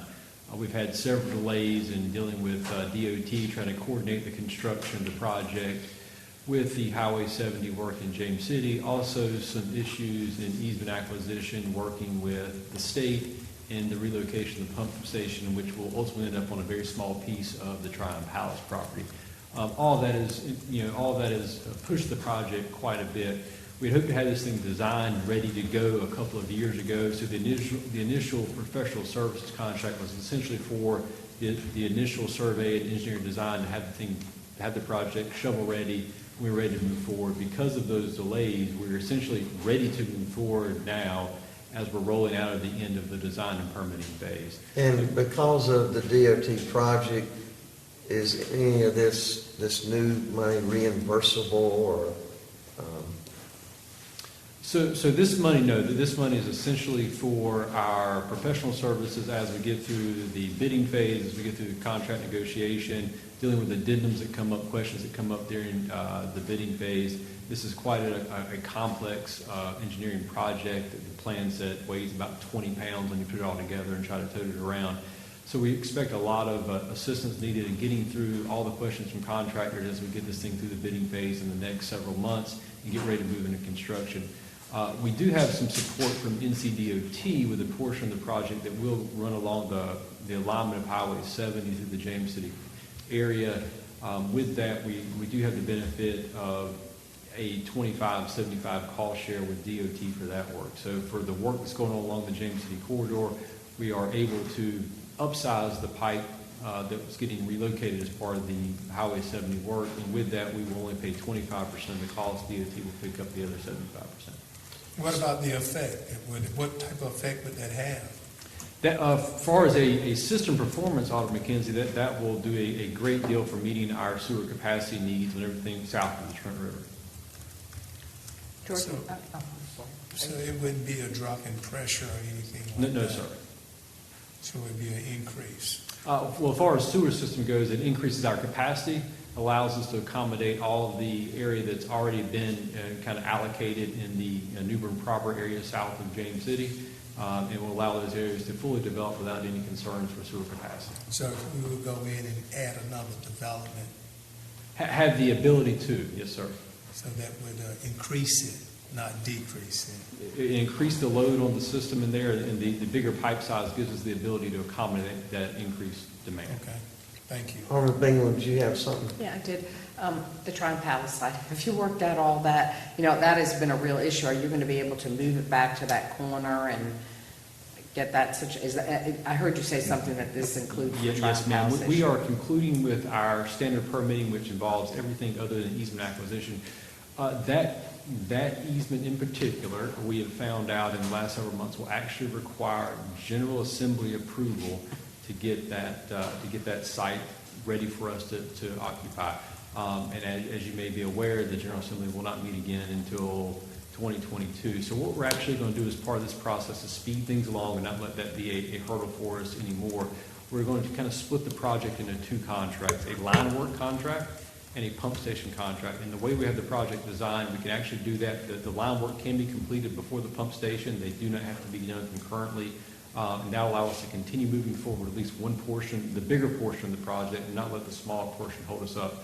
At this point, we do understand, talking with our representatives in Raleigh, with the State Property Office, that everything is ready to go. It's pending approval. It should be kind of a rubber stamp process. But unfortunately, we just have to wait for those General Assembly sessions to get back open before we can get moved forward. Okay, thank you. So again, I'm not familiar with the exact details of all this. I know years ago we had talked about a tandem line and you did your separation and your reservoir equalizations and all that. So are you good with the transmission we have with the bridge right now? This is some more what I'm trying to see if there's any other changes to the scope of the original contract. Are we good with that? Is the amount of transmission going to stay the same? Are you looking up the road for any future increases, a tandem line coming to New Bern? So the 8-inch pipe we currently have that crosses the Trent River meets our need today. It will meet our need for the next 4 or 5 years as we continue to grow at the rate we're growing. As we look beyond that and to filling out the areas that we've already committed in the Blue River Rise area, the Carolina Colors development, and some other undeveloped areas along County Line Road, that's when we will ultimately need the bigger pipe to make sure those areas can continue to build out and fully grow to the limits of the established New Bern boundary line in Township 7. Well, I know we had talked a little bit about a second sewer plant somewhere on that side of the river at one time, and I think we've all decided that the conventional plant is where you want to do it. I'm just talking about the transmission. Yes, sir. Excellent question. As part of the original planning and engineering for this particular project, we looked at several alternatives for how to get this how to do the additional loading south of the Trent River. One of the alternatives was the creation of a new sewer treatment plant on the south side of the Trent River. Through our engineering analysis, we determined that was probably the least cost-effective alternative of the 3 or 4 we looked at, and actually running everything through our main plant was the most cost-effective, so that's what we've moved forward with. Because I think back then when we were looking at that other 8-inch line was going to be like $11-12 million to put in. Do you remember them figures? We looked at a couple of different alternatives. I think we evaluated 4 at the time. One of those, you're correct, was a very lengthy force main run that actually crossed the Neuse River, ran around Bridgeton, came back under the Neuse River again into the sewer plant. So they took a pretty good look at every path they could take trying to get that sewer demand back to our main treatment plant. And ultimately, the path they came up with was the most cost-effective route. Okay. Well, I'm just asking these questions because, while we're doing this engineering, we don't want to come back 10 years later and totally No, I understand completely. throw the baby out with the bathwater and all that. Anybody else have any questions? Okay. Thank you for your information.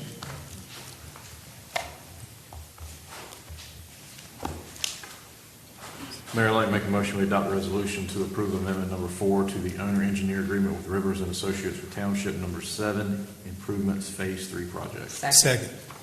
Motion second, any discussion? Seeing none, let's have a roll call starting with Alderman Bingle. Alderman Bingle? Yes? Alderman Astor? Yes. Mayor Outlaw? Yes. Alderman Kinsey? Yes. Alderman Best? Yes. Alderman Odom? Yes. Mr. Hughes, one more thing before we go to this next item. I wanted you to kind of refresh and tell me where the staff is on this. I know that, Alderman Odom, I don't remember if it was you. I remember we met with Commissioner Steve Tyson at the time, and we were looking at some improvements where we could partner with the county and move the sewer, conventional sewer, over to the other side of Highway 70. And, we had several commercial improvements going in over there. So kind of just briefly tell us where we are as far as the public and the Board of Aldermen on what we're doing over there with gravity feed, and not necessarily the step system, but we did run a line over there, best I recall, but I don't have as-built, so I don't really know. So give us an update on that. Okay, well, I'll give you the very brief history. Back in the late 90s, the city of New Bern did extend a conventional sewer system line across the Trent River to serve the areas south of the Trent River that would ultimately become part of the city of New Bern. These are your bigger neighborhoods over there: Taberna, Carolina Colors, Longleaf Pines, Bryce's Crossing, Blue Water Rise, Selhorn Heights. I'm sure I'm missing a couple over there. But generally, if you're in Township 7 and you're within the city of New Bern's municipal boundaries, you're connected to what we call our conventional gravity-enforced main system. We've continued to develop and expand that system to provide that service to those areas. The project we've just talked about, the Phase 3 project, ultimately gives us more transmission capacity across the Trent River and allows us to have all the pipe capacity we need to move the sewer from those same areas as they continue to build out and grow over the next 5 to 10 to 15 years.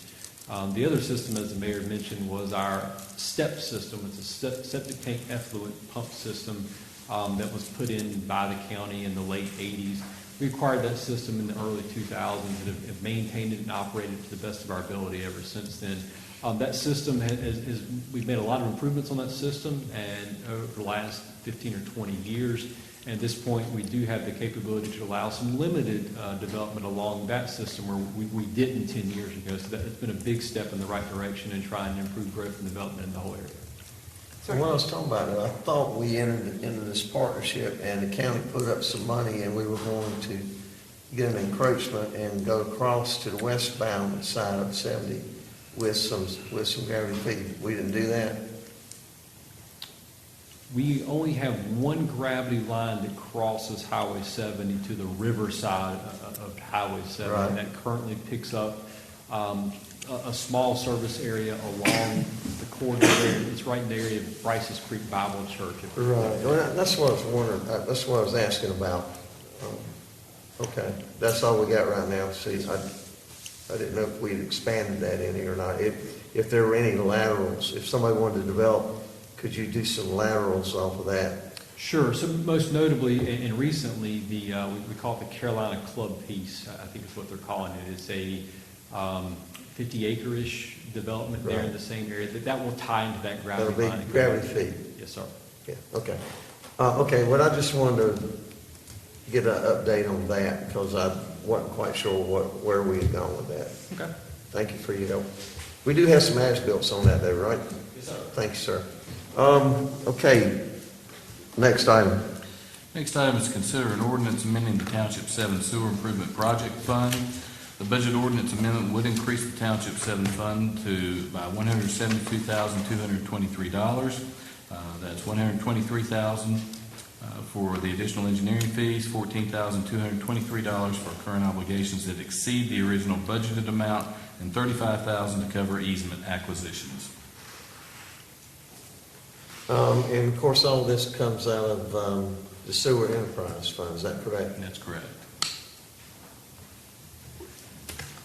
Mayor, I'd like to make a motion that we adopt an ordinance amending the Township 7 Sewer Improvements Project Fund. Second. Motion second, is there discussion? Seeing none, let's have a roll call starting with Alderman Odom. Alderman Odom? Yes. Alderman Best? Yes. Alderman Kinsey? Yes. Mayor Outlaw? Yes. Alderman Astor? Yes. Alderman Bingle. Yes. Motion carries. Next item. Next item is to consider a budget ordinance amendment for FY 21-22. Mr. Ostrom will make this presentation.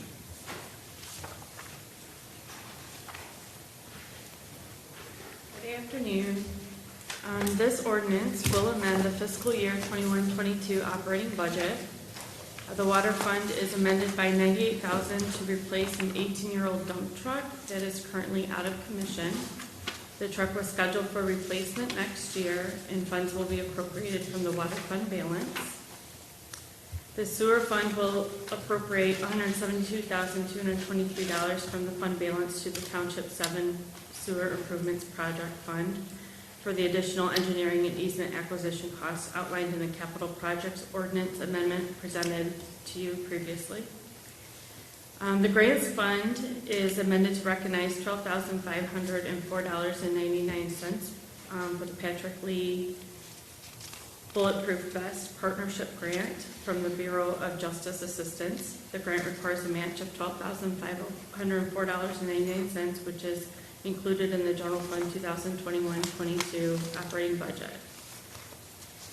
The Grants Fund is also amended to recognize a $65,000 grant for the fire department from the Homeland Security Grant Program through North Carolina Emergency Management for a prime mover for the fire department, and there's no match required for this grant.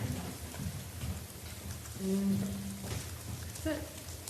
I do have one question. Go ahead, Alderman. I was just going to ask on the dump truck, if we decide to do a financing package next budget year, can we then include that with that, or are we going to have to pay for that with cash up front? We can do that, but we have to do a resolution in order to get reimbursed for that. I think in the past, we would approve different pieces of equipment, and then the staff would acquire it, and then there would be like one bulk financing package that we would do. I want to make sure that we don't limit ourselves in case we want to do that here. When we do our capital improvements, that's when we look at those, and we had done that last year as well. We have enough fund balance to pay for this, so I personally wouldn't recommend that right now. Alderman Bingle, would you have something? No, I'm just agreeing with Alderman Odom. I'd like to see the package, all that, and that's what we've done. The only reason I say is because with interest rates, with them being what they are right now, and I mean, this truck lasted 18 years, so I mean, I know you're not going to finance it for 18 years. Also, too, I've seen, I think maybe our last 2 or 3 agendas, we're paying for these trucks. You know, trucks keep coming up, and we're purchasing new trucks either because they're breaking down, or it just seems every And that's the agenda. issue with this truck. It was going to end up costing, I believe, $25,000.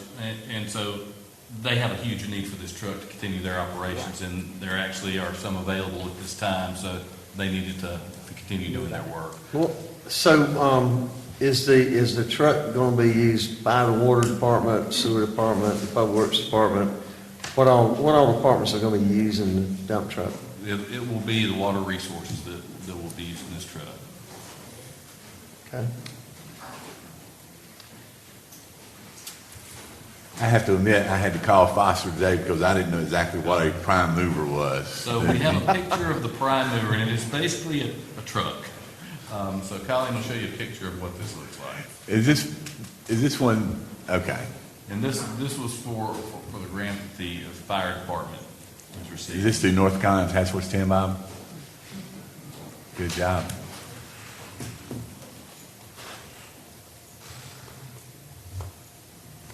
All right. Okay. So we need a motion? Yeah. Oh, I just lost it. I'd like to make a motion that we adopt the budget ordinance amendment for 2021-22. Second. Motion second. Is there discussion? Seeing none, let's have a roll call starting with Alderman Bingle. Alderman Bingle. Yes? Alderman Astor. Yes. Mayor Outlaw. Yes. Alderman Kinsey. Yes. Alderman Best. Alderman Odom. Yes. Motion carries. Next item. Thank you, Kim. Next item is to consider an ordinance amendment to Chapter 74 Utilities to establish Article 6 Cross-Connection Control. North Carolina Department of Environmental Quality updated the requirements for cross-connection control programs for North Carolina public water systems, and cities are required to adopt a more formal program. This year's budget reclassified an existing position to that of a cross-connection control coordinator. who will be responsible for initiating the program and ensuring the city is operating in compliance with state statutes. Over the past several months, the Cross-Connection Control Coordinator, City Engineer, and City Attorney have worked to draft an ordinance that will conform with the state's new requirements and which will establish and will be the foundation of the city's cross-connection control program moving forward. Mr. Hughes is here to answer any other questions you may have on this. Mr. Hughes, would you just kind of give us a once-over on this? Yes, sir, Mayor. So our new cross-connection and backflow prevention ordinance, essentially, this is only applicable to a small portion of our 19,000 water customers. Mainly looking at our larger commercial industrial customers. This isn't anything really new. We've been doing this for several years. Anytime a new business comes into town, a new industry comes in town that would require some type of backflow prevention or cross-connection control, we're requiring that as part of our department review process, and those things are being installed. Most of those facilities are getting those things tested annually. They're sending the reports to us. We just didn't have a formal program that actually required all of that. And until 2020, the state didn't really require us to have a formal program for tracking and monitoring all this. It was very loosely defined on what a backflow and cross-connection program could be.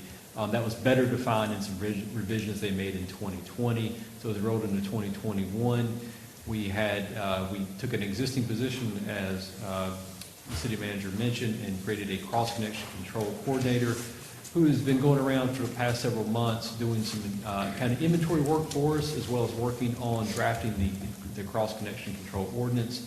This ordinance isn't anything that's really new in the state. This is very stock language that is used by the city of Raleigh, Greenville, Fayetteville, Wilson, Goldsboro, et cetera.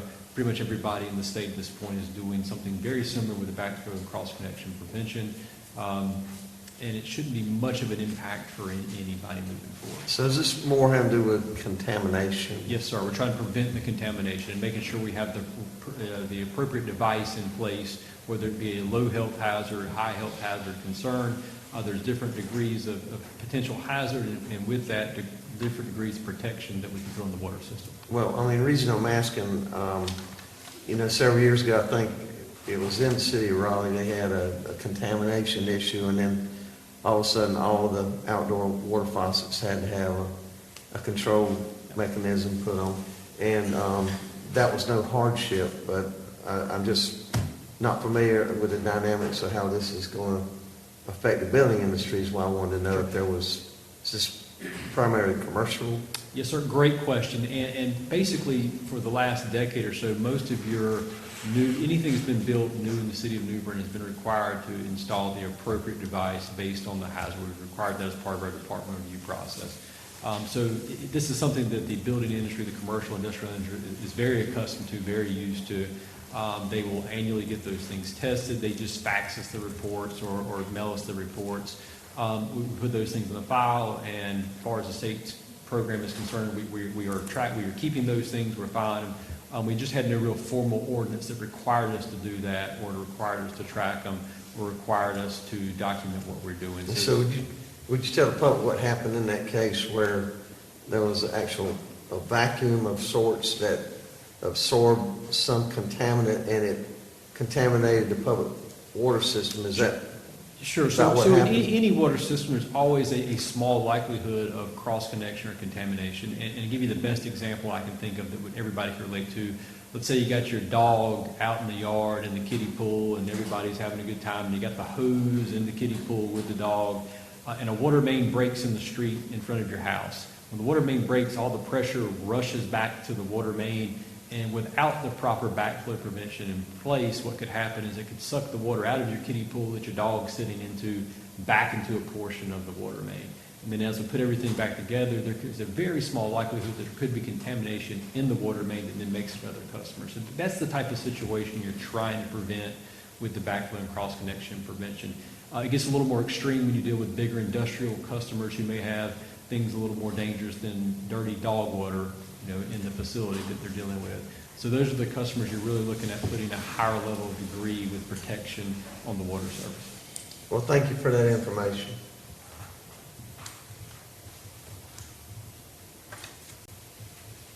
Board have questions? Ready to make a motion? Mayor, I'd like to make a motion to adopt an ordinance to amend Chapter 74 Utilities to establish Article 6 Cross-Connection Control. Second? Motion and second, is there discussion? Seeing none, let's have a roll call, starting with Alderman Odom. Alderman Odom. Yes. Alderman Best. Yes. Alderman Kinsey. Yes. Mayor Outlaw. Yes. Alderman Astor. Yes. Alderman Bingle. Yes. Motion carries. Item number 19. Mayor, the next item is to consider an ordinance to amend Chapter 70, Traffic and Vehicles of the Code of Ordinances. City recently accepted ownership and maintenance of Downey Drive and Watercress Loop. It's necessary to amend Chapter 70 to establish the location of stop signs on these streets. Mayor, I'd like to make a motion that we adopt an ordinance to amend Chapter 70, Traffic and Vehicles of the Code of Ordinances. Second. Motion second, is there discussion? Seeing none, let's have a roll call with Alderman Bingle. Alderman Bingle. Yes. Alderman Astor. Yes. Mayor Outlaw. Yes. Alderman Kinsey. Yes. Alderman Best. Yes. Alderman Odom. Yes. Motion carries. Let's go to appointments. Alderman Bingle. None tonight, sir. Alderman Astor. None tonight, sir. Alderman Kinsey. No, sir. Alderman Best. No, sir. Alderman Odom. Mayor, I have an opening, and I've tried a couple of folks that I thought might be interested, but no one is so far. So if anyone that lives in Ward 6 is interested in serving on the Community Development Advisory Committee, please let me know. Okay. Attorney's report. Nothing for tonight, Mayor. City manager's report. Two things, Mayor. Wanted to thank the American Legion Post 539. They have been working on a project at Greenwood Cemetery of locating and cleaning approximately 60 veterans' headstones. They had a ceremony today for that. Also want to thank the VFW Post 2514. They donated flags, and those were placed in the cemetery today. So that was a great project. We appreciate all the help they did with that. Next thing is I'd like to introduce our new Assistant City Manager, Marvin Williams. He started yesterday and he hit the ground running. Marvin will be responsible for working with police, public works, fire, and IT, and we've also got a lot of projects that Marvin's going to be spearheading as well. So happy to have him on board. Mr. Williams. I told him the best news was he came back to work today after yesterday, so that was good. Again, I'd just like to thank Foster for having the confidence in appointing me to this position. I appreciate it. I'm looking forward to working with everyone. Okay. New business. I would like to start new business out. I participated. I wasn't sure it would crank, but I cranked a motorcycle Saturday and rode on this ride for Officer Billingham. And I want to read this. It was a really good turnout. The Zerbies and quite a few families here in New Bern really worked hard to make this thing happen, and it was very successful. Great ride. Went out to Cove City, back down Jones County, Allen Creek Road, and stopped downtown. So, and we actually had a rider from Georgia. We had a couple, and they came all the way up here from Georgia on two motorcycles, and I parked beside them, and as soon as the ride was over, they came downtown. They stayed about a half hour, and they cranked the bikes up and went back to Georgia. I thought that was pretty, just the support. You know? Mayor Outlaw, please extend our gratefulness to the community for all of the love and support they have given for our son. Words truly cannot express how we feel knowing how the community has come together and given so many prayers, thoughts, fundraisers, donations, and support. The blue lights all over New Bern made his dad and I cry seeing them. Their outpour of kindness has truly been overwhelming. And Zach has been in the New Bern community for several years and truly loves being here. Now we know why. And that was Mark and Tanya Billingham. So again, I just wanted to share that with you. Alderman Odom. Thank you, Mayor. I'll just sort of run with what you had started. I want to make the community aware that on Saturday, December the 11th, at the Craven County Fairgrounds, there will be a benefit concert for Deputy Billingham. The proceeds from that will be going to his family to help with his medical expenses. I'm a proud sponsor of that event, and I would encourage my fellow board members to join in as well. My next question for Mr. Hughes is, where are we with FEMA and the restrooms and basketball outdoor facility at Stanley White Recreation Center? We are about to be finished with the scope of work to present to FEMA, so we hope to have some word back from them soon.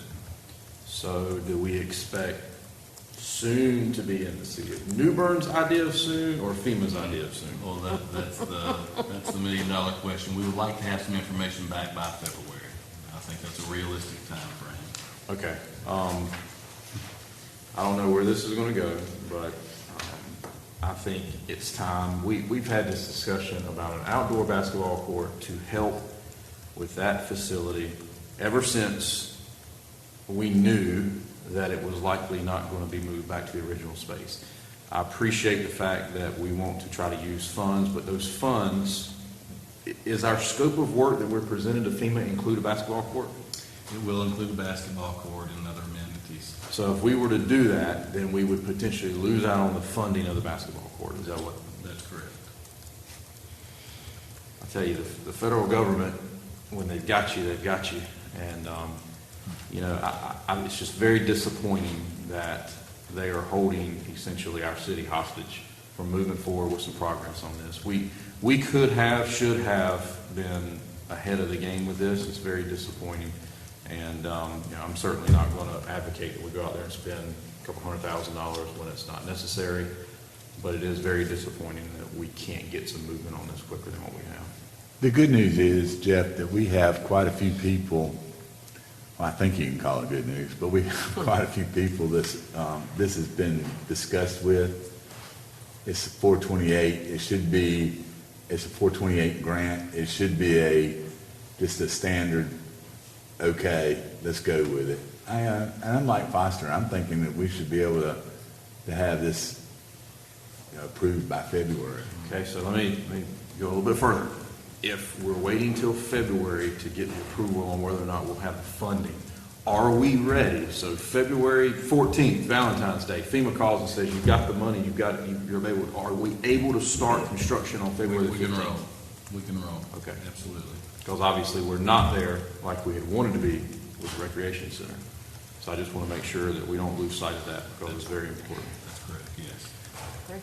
Mayor, I'm done with my soapbox tonight. Thank you. Okay, all the best. I only have one thing, and it's pertaining to our employees, and it's that time of the year coming around, and I just, I'm very sentimental when it comes to our employees, and I just wanted to ask this board if we would give our employees a small gift, a gift card like we did last year, and last year we did $25. So, I was thinking that hopefully we'll be able to double that this year. I don't know how the board feels about it. What do we have, 428 employees or something like that? Approximately 85 full-time employees. 485? Okay, so then you're probably looking at about, what, $25,000? Approximately. Okay, so I don't think that's a small price for our employees, as far as I'm concerned, because they are our backbone. We cannot do, if we don't have our employees here to operate and run this city, we couldn't do it. So I ask this board if you support that, or if you want to even support more, that would be great. But I'm not going to. Okay, I know that we don't like to do a lot of new business motions and all, but if you want to give some direction, my direction would be to Just do want it to the 25. consider it, or I'm not asking for you to approve it tonight or whatever. If you just want to consider it, and we get back with. Does that starting require a motion? I guess because we have to It would require a appropriate motion. Yes, ma'am. the money. But I'm saying a resolution does have to be should it be on the agenda? That would be the best thing to do. Okay. So our next. Okay, does the board want to give direction, have it on the next agenda? I would support that. Yeah, thank you. Alderman Asker? Oh, absolutely. I I was gonna bring it up, because I think you and I talked about this last year and stuff, so, I agree. It would be nice to take care of the employees, they've taken care of us. So we heard two different amounts, so what was the board interested in? 25. 25? Yep. 25? That's Have what y'all you s- went to the Didn't you gas say pump? 25? I said, or doubled it, maybe 50. Have y'all been to the gas pump lately? The price of food, Pampers, milk? 25 is what? Sonia, isn't there a limitation on what's taxable a gift to an employee? Isn't it $50 it has to be claimed on taxable? But shit, I don't think there's no limitation.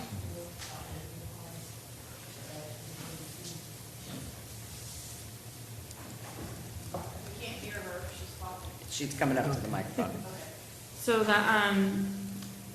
the gift card will be added to their W-2s as income. So if it's $25, $50, it'll just be added to that. When did that change? It's actually law. It is. You have to include. Even with gift cards? Yep. Way back Money when? is money. Okay, anything else? So did we agree on an amount? 25? I would support 50. I would support 50 as well. Alderman So Beal. 50B.